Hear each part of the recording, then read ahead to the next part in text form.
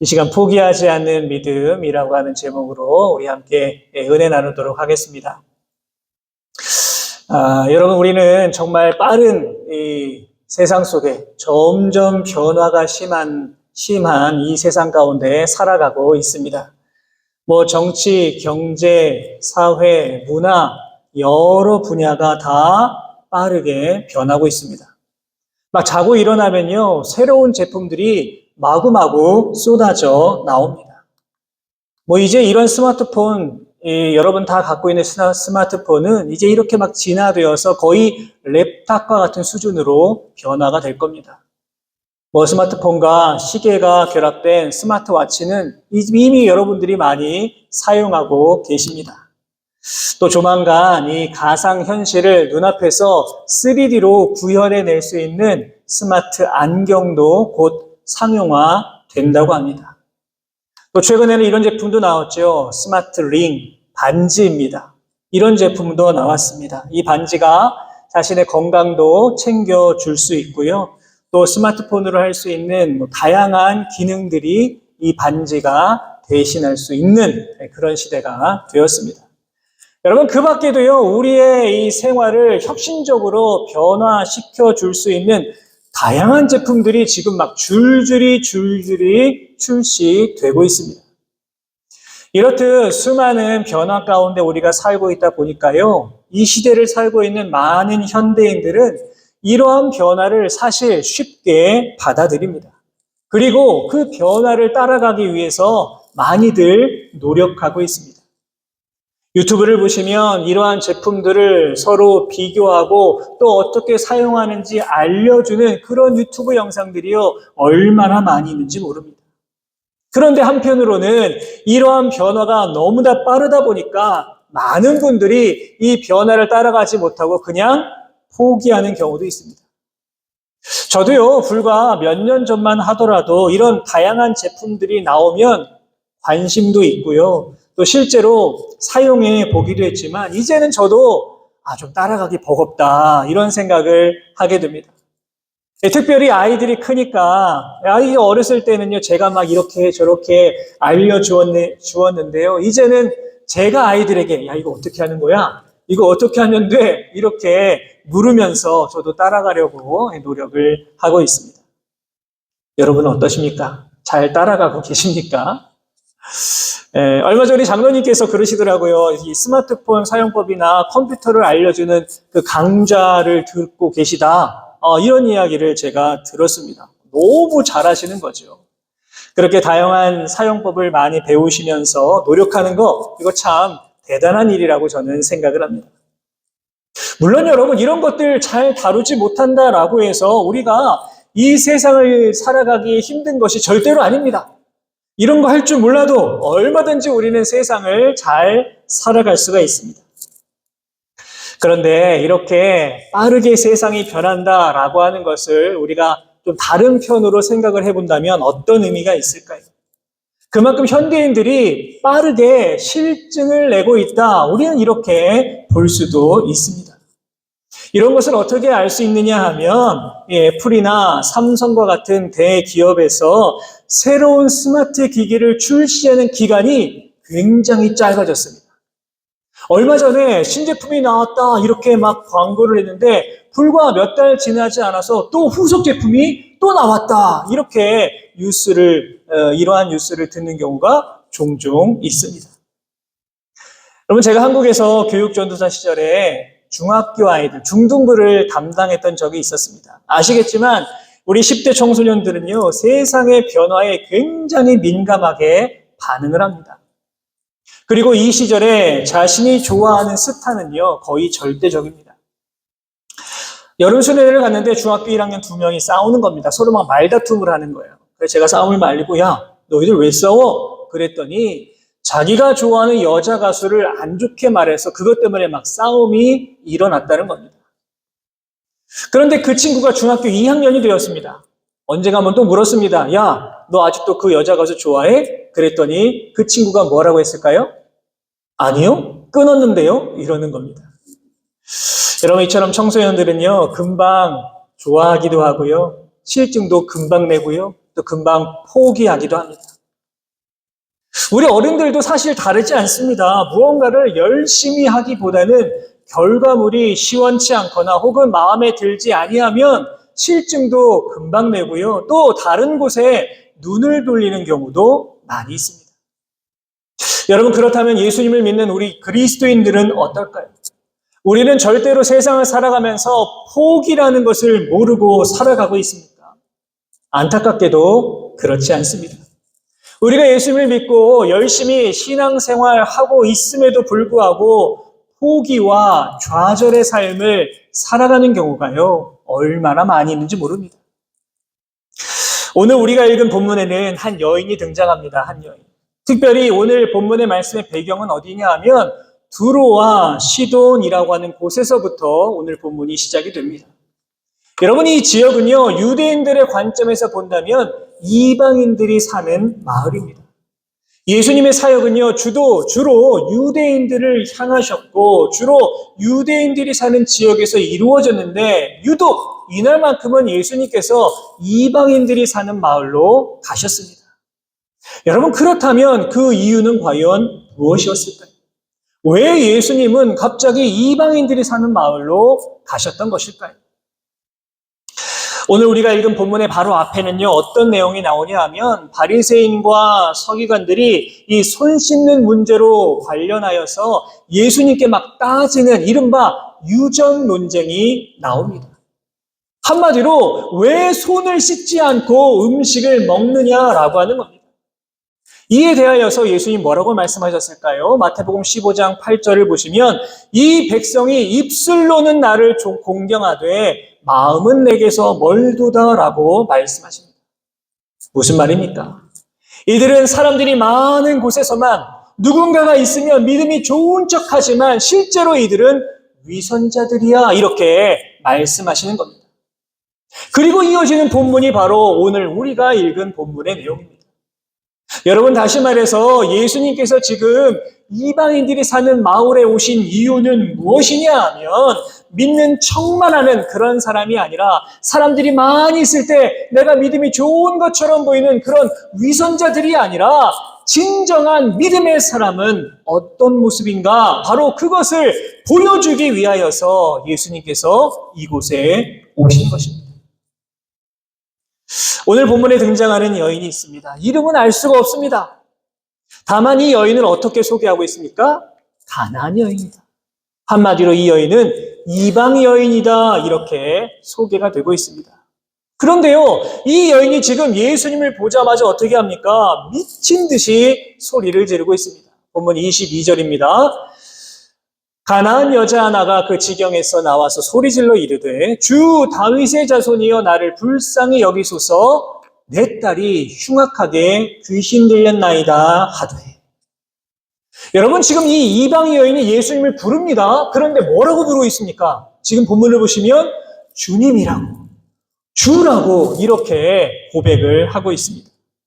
다시 말해서 이 여인은요, 예수님이 어떠한 분인지, 어떤 능력이 있는 위대한 분인지 이 이방 여인은 알고 있었다는 겁니다. 그렇다면 지금 이 여인의 간구가 무엇입니까? 바로 사랑하는 내 딸이 귀신 들렸다는 것이죠. 그렇기 때문에 예수님이라고 한다면 나의 귀신 들린 딸을 반드시 고쳐주실 수 있을 것이다 라고 하는 그 믿음을 가지고, 그 확신을 가지고 지금 예수님을 향하여서 소리 지르고 있는 겁니다. 여러분, 그런데 이후에 벌어지는 내용을 보면요, 참으로 이해할 수 없는 모습이 나옵니다. 어떤 모습입니까? 예수님께서요, 이 이방 여인의 외침을 철저하게 무시하고 계십니다.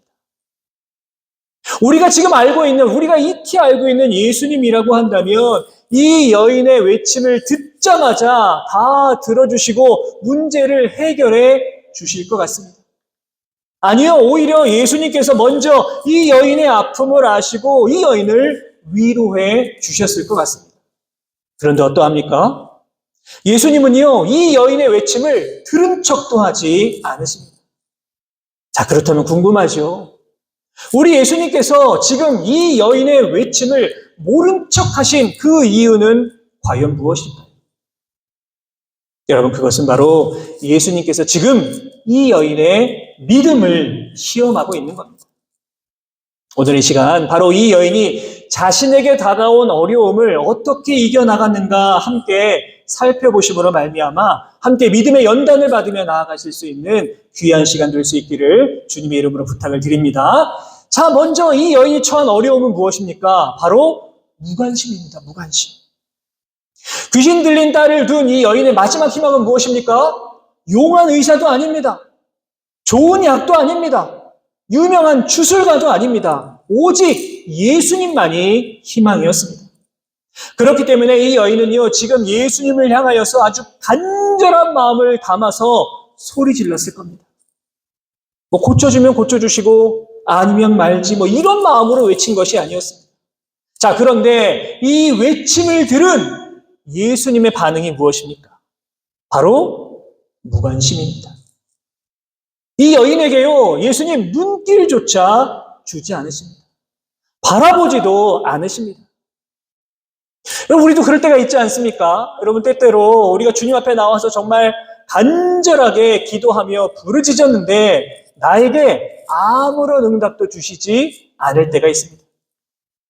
정말 나에 대하여서 너무나 무관심한 것처럼 그 어떤 기도의 응답도 나에게 보여주지 않을 때가 있습니다. 여러분, 그런데 바로 이때가 우리가 넘어야 할 중요한 믿음의 연단의 시간임을 우리는 기억해야만 합니다. 불의한 방법으로 인하여서 밧세바를 취한 다윗으로 인하여서 이 둘 사이에 난 아이에게 하나님께서 병을 주셨습니다. 다윗이 아이를 위하여서 하나님께 금식하면서 기도하고요, 밤새도록 매일같이 기도합니다. 그런데 그렇게 7일 동안 기도하였지만 아이는 그만 죽고 말았습니다. 하나님께서 다윗의 기도에 응답하지 않으신 겁니다. 자, 그러자 다윗이 어떻게 했을까요? 하나님을 원망했을까요? 자신의 믿음을 버렸을까요? 그렇지 않습니다. 아이가 죽었다라고 하는 소식을 듣자마자 바로 일어나서 몸을 깨끗하게 씻고 옷을 갈아입고 머리에 기름을 바르고 음식을 먹었습니다. 이유가 무엇일까요? 사무엘하 12장 23절은 이렇게 기록합니다. 지금은 죽었으니 내가 어찌 금식하랴? 내가 다시 돌아오게 할 수 있느냐? 나는 그에게로 가려니와 그는 내게로 돌아오지 아니하니라 하니라. 무슨 의미입니까? 설사 지금 하나님께서 내 기도에 응답하지 않으셨다라고 하더라도 그것이 바로 하나님의 뜻이다라고 하는 것을 다윗은 인정하고 있는 겁니다. 사랑하는 여러분, 다윗처럼 7일 정도가 아니라 고작 딱 한 번 하나님께 기도하고 응답이 없다고 그 기도를 포기하는 사람은요, 결코 그 믿음이 성장할 수가 없습니다. 또 기도에 응답이 없다라고 하여서 하나님은 나를 싫어하시는 거야, 하나님은 나를 미워하시는 거야, 그렇게 생각해서도 안 됩니다. 아무리 힘들고 어려워도 믿음으로 최선을 다하고 포기하지 아니하고 끝까지 기도함으로 믿고 나아간다면 하나님께서는 결국 우리에게 놀라운 은혜를 부어주실 것입니다. 바라기는 여러분, 지금 당장 나의 기도에 응답하지 않으신다라고 하더라도, 마치 하나님이 나에 대하여서 무관심한 것처럼 그렇게 보인다고 하더라도 그 안에 바로 하나님의 뜻, 나를 향한 하나님의 뜻이 있음을 여러분 반드시 기억하시고 더욱더 믿음으로 이 땅을 승리하며 살아가시는 우리 모든 성도 여러분 되시기를 주님의 이름으로 부탁을 드립니다.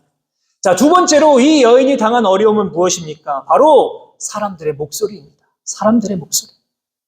자, 이 여인이 소리를 지르자 제자들이 뭐라고 합니다. 뭐라고 했을까요? 본문 23절을 보십시오. 제자들이 와서 청하여 말하되 그 여자가 우리 뒤에서 소리를 지르오니 그를 보내소서, 이렇게 말합니다. 다시 말해서 이런 거죠. 예수님, 아우, 저 이방 여인이요, 우리 뒤에서 저렇게 큰 소리를 지르고 있는데 제발 좀 가라고 하십시오. 너무너무 시끄럽습니다. 어떻게 이방 여인이 예수님을 만날 수 있겠습니까? 라고 하는 겁니다. 본문을 잘 보시면 그 여인이 우리 뒤에서 소리를 지른다, 이렇게 기록되어 있습니다. 그러니까 어떤 의미입니까? 예수님께서 지금 이 여인을 스쳐 지나가셨다라고 하는 것을 우리는 알 수가 있습니다. 여러분, 그렇다면 지금 이 여인의 마음, 이 여인의 심정이 어떠했겠습니까? 내가 그토록 믿었던 분, 귀신 들린 내 딸을 살릴 수 있는 유일하신 그 분이 지금 아무런 대답도 하지 아니하시고 그냥 스쳐 지나가셨습니다. 심지어 제자들은 자신을 향하여 너 시끄럽다고 조금 떠나가라고 그렇게 말하고 있습니다. 아마 이 여인은 그 소리를 다 들었을 겁니다. 여러분 한번 생각해 보십시오. 지금 이 여인의 마음이 어땠겠습니까? 아마 말로 형언할 수 없을 정도로 속이 상했을 겁니다. 우리도 삶 속에서 이런 마음을 느낄 때가 종종 있습니다. 우리도 정말 귀한 헌신의 마음을 가지고 내가 무엇인가 열심히 하려고 노력하고 누구에게 무엇인가 좀 도움을 주려고 노력을 했는데 오히려 나를 비난하거나 질책하는 그런 이야기를 들을 때가 있습니다. 나의 마음을 정말 왜곡해서 바라보는 그러한 시선을 경험할 때도 있습니다.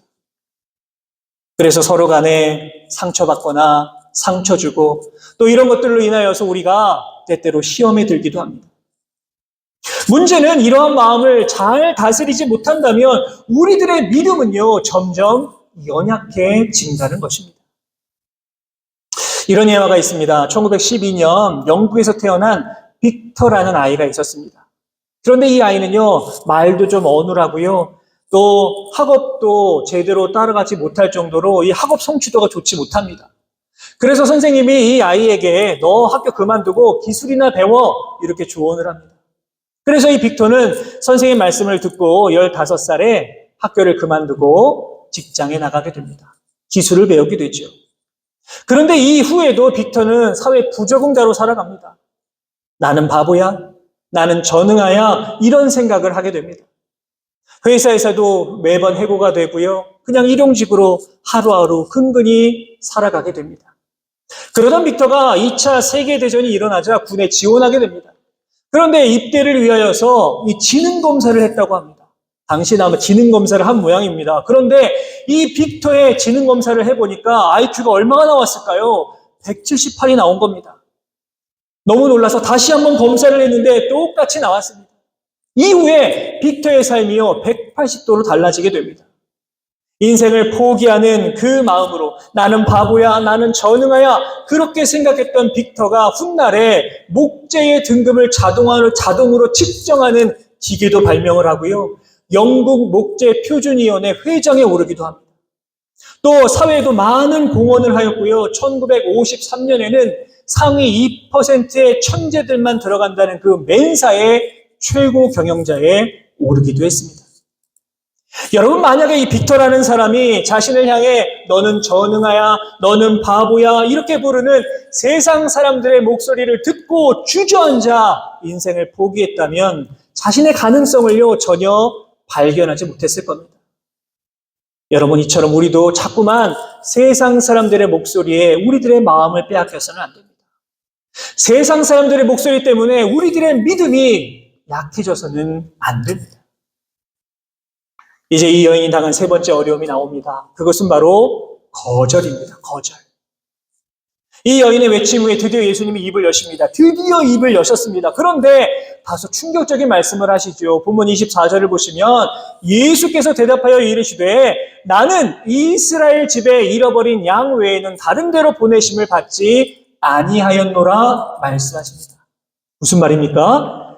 예수님께서는 지금 이 여인을 도와주는 것은 하나님의 뜻이 아니다 이렇게 말하는 겁니다.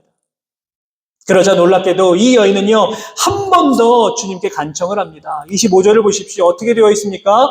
예수께 절하며 이번엔 절을 합니다. 그러면서 또 말하지요. 주여 저를 도우소서 이렇게 간청을 합니다. 이번에도 예수님 말씀하시죠. 그런데 조금 더 강력한 이야기를 하는 겁니다. 뭐라고 하십니까? 대답하여 이르시되 자네의 떡을 취하여 개들에게 던짐이 마땅하지 아니하니라.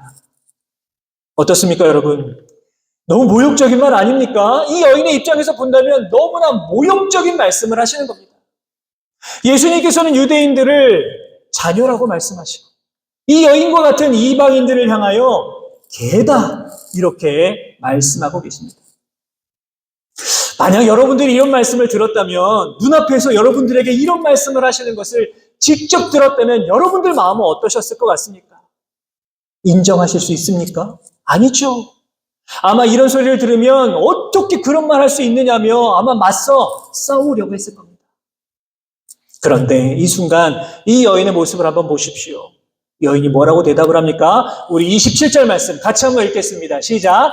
여자가 이르되 주여 올소이다마는 개들도 제 주인의 상에서 떨어지는 부스러기를 먹나이다 하니. 어떻습니까, 여러분? 이 여인은 자신을 뭐로 인정하는 겁니까? 개로 인정합니다. 그렇습니다. 저 맞습니다. 그러면서 말하기를 뭐라고 합니까? 개들도 주인의 상에서 떨어지는 그 부스러기를 먹습니다. 그렇게 말하고 있습니다. 다시 말해서 저는 이방인입니다. 벌레만도 못한 죄인입니다. 하지만 저는 하나님의 도우심이 필요합니다. 제 딸을 고칠 수 있는 분은 주님밖에 없습니다. 나에게는 주님이 꼭 필요합니다. 내가 주님 없이는 살아갈 수가 없습니다. 그러니 제발 제 간구를 좀 들어주십시오. 이렇게 말하고 있는 겁니다. 자, 그러자 이 말씀을 들은 예수님 무엇이라고 하셨습니까? 28절 말씀 다 같이 마지막으로 읽겠습니다. 시작. 이에 예수께서 대답하여 이르시되 여자여 내 믿음이 크도다. 내 소원대로 되리라 하시니 그때로부터 그의 딸이 나으니라. 아멘. 사랑하는 여러분, 우리는 인생 속에서 또 이렇게 신앙생활을 하면서 수많은 어려움을 만날 때가 있습니다. 그러나 우리가 온전한 믿음을, 굳건한 믿음을 가지고 있다면요, 이러한 어려움 앞에서 결코 무릎 꿇어서는 안 됩니다. 당장 응답이 없다고 당장 아무런 것도 이루어지지 않는다라고 하여서 하나님께서 우리에게 무관심한 것이 결코 아닙니다. 우리를 포기한 것도 아닙니다. 어디 그뿐입니까? 우리가 세상을 살아가면서 원치 않는 비난과 원망을 들어야 될 때도 있습니다. 그런데 이 모든 상황 속에서 우리가 반드시 기억해야 되는 것은 무엇일까요? 이 모든 것들은 바로 우리의 믿음을 성장시켜 주시기 위한 것이고 우리의 믿음을 연단시켜 주시기 위한 하나님의 방법이라는 것입니다. 욥은요, 우리가 아까도 말씀드렸지만 욥은 모든 것을 다 잃어버리고 삶의 낭떠러지까지 몰려갔지만 그 믿음을 포기하지 아니하고 전적으로 하나님을 의지하고 신뢰한 결과 어떻게 되었습니까? 이전보다 더 큰 축복을 받게 되었습니다. 요셉은요, 형들에게 배신당하고 노예로 팔리고 억울한 옥살이를 했지만 그럼에도 불구하고 자신을 향한 하나님의 놀라운 비전과 꿈을 포기하지 아니하고 자신이 가지고 있는 그 믿음을 잃어버리지 않고 살았을 때 어떻게 되었습니까? 위대한 애굽의 총리가 될 수 있었습니다. 바라기는 여러분, 오늘 본문에서 만난 이 가나안 여인이 사람들의 무관심, 그리고 엄청난 비난, 그리고 원치 않은 거절 속에서도 끝까지 자신의 믿음을 포기하지 아니하고 그 믿음을 지켜 나아갔던 것처럼 여러분, 어떤 어려움 속에서도 끝까지 이 믿음 잃어버리지 마시고 오직 주님만 바라보며 살아가시고 오늘 이 여인에게 말씀하신 것처럼 여자여 내 믿음이 크도다 라고 말씀하시는 주님의 이 놀라운 음성을 들으며 이 땅을 승리하며 살아가실 수 있는 우리 모든 성도 여러분 되시기를 주님의 이름으로 축원합니다.